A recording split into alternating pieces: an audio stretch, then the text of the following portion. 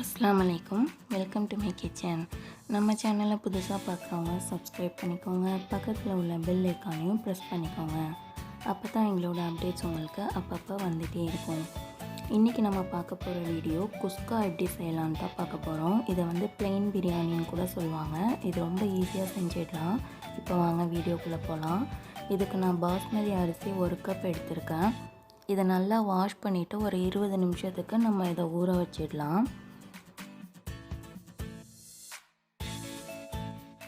இப்போது ஒரு பேன் வச்சு அது சூடு வந்ததுக்கப்புறமா 2 டேபிள் ஸ்பூன் நெய் சேர்த்துருக்கேன், 2 டேபிள் ஸ்பூன் ஆயில் சேர்த்துருக்கேன். இப்போ நம்ம அதில் ஸ்பைசஸ்லாம் சேர்த்துக்கலாம். பட்டை, கிராம்பு, அதுக்கப்புறம் ஜாவித்ரி, ஏலக்காய், ஒரு பிரியாணி இலை, இதெல்லாம் அது கூட நம்ம சேர்த்துக்கலாம்.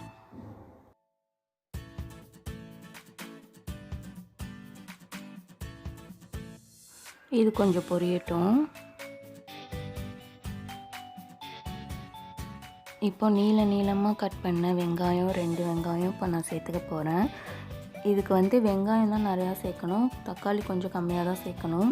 இப்போ தேவையான அளவு உப்பும் சேர்த்துருக்கேன். இப்போ வெங்காயம் நல்லா இந்த அளவுக்கு கலர் மாறி வதங்கினதுக்கப்புறமா நம்ம இஞ்சி பூண்டு பேஸ்ட்டு சேர்த்துக்கலாம். 2 டேபிள் ஸ்பூன் இஞ்சி பூண்டு பேஸ்ட்டு சேர்த்துருக்கேன். இப்போ இதோட பச்சை வாசனைலாம் போகிற வரைக்கும் நம்ம நல்லா வதக்கிக்கலாம்.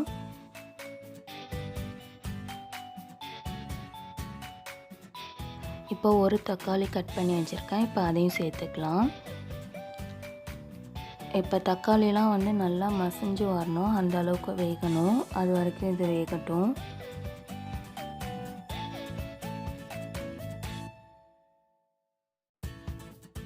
ரெண்டு பச்சை மிளகாய் எடுத்துருக்கேன். உங்களுக்கு எவ்வளோ ஸ்பைஸ் தேவையோ அதுக்கேற்ற மாதிரி நீங்கள் சேர்த்துக்கோங்க. ஒரு கைப்பிடி அளவு புதினாவும் ஒரு கைப்பிடி அளவு மல்லி இலையும் சேர்த்துருக்கேன்.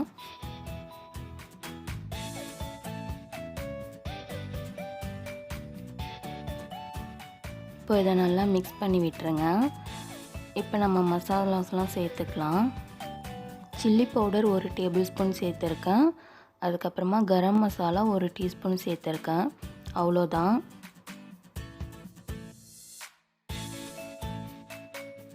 தயிர் 2 டேபிள் ஸ்பூன் சேர்த்துருக்கேன். இது சேர்க்குறதுக்கு முன்னாடி இந்த மாதிரி நல்லா கட்டி இல்லாமல் பீட் பண்ணிவிட்டு அதுக்கப்புறமா சேர்த்துக்கோங்க.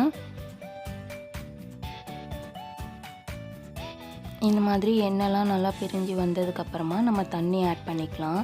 நம்ம அரிசி தண்ணியும் ஒரே கப்பில் தான் மெஷர் பண்ணணும், அப்போ தான் நம்மளுக்கு ஈஸியாக இருக்கும். இப்போ நான் இந்த கப்பில் தான் 1 கப் எடுத்திருக்கேன். ஸோ இதில் நான் 2 கப் அளவு தண்ணி சேர்த்துருக்கேன்.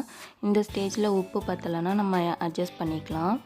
இப்போ இது இந்த அளவுக்கு நல்லா கொதித்ததுக்கப்புறம் நம்ம ஊற வச்சுருக்கோம்ல அந்த அரிசியை தண்ணிலாம் வடிகட்டிட்டு அந்த அரிசியை இந்த தண்ணியோடு சேர்த்துக்கலாம். நம்ம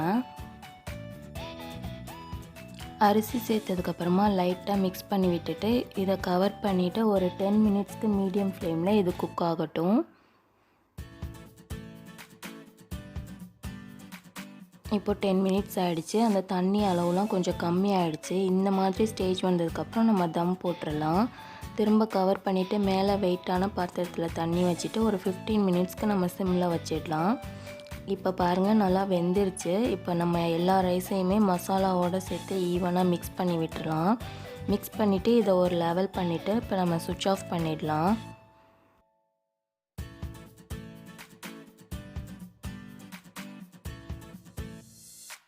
இப்போ சுவிட்ச் ஆஃப் பண்ணிவிட்டு ஒரு 20 மினிட்ஸ்க்கு அதை அப்படியே விட்டுருங்க. இப்போ பாருங்கள், குஸ்கா ரைஸ் சூப்பராக ரெடி ஆகிடுச்சு. இது ரொம்ப ஈஸி தான். இதே மெத்தடில் தான் சிக்கன் பிரியாணி, மட்டன் பிரியாணி எல்லாமே நான் செஞ்சுருப்பேன். டிஸ்கிரிப்ஷன் பாக்ஸில் லிங்க் கொடுக்குறேன், நீங்கள் செக் பண்ணி பார்த்துக்கோங்க. இந்த வீடியோ உங்களுக்கு பிடிச்சிருந்துச்சின்னா ஒரு லைக் பண்ணுங்கள். மற்றவங்களுக்கும் யூஸ்ஃபுல்லாக இருக்கும்னு நினச்சிங்கன்னா ஷேர் பண்ணிக்கோங்க. தேங்க்ஸ் ஃபார் வாட்சிங்.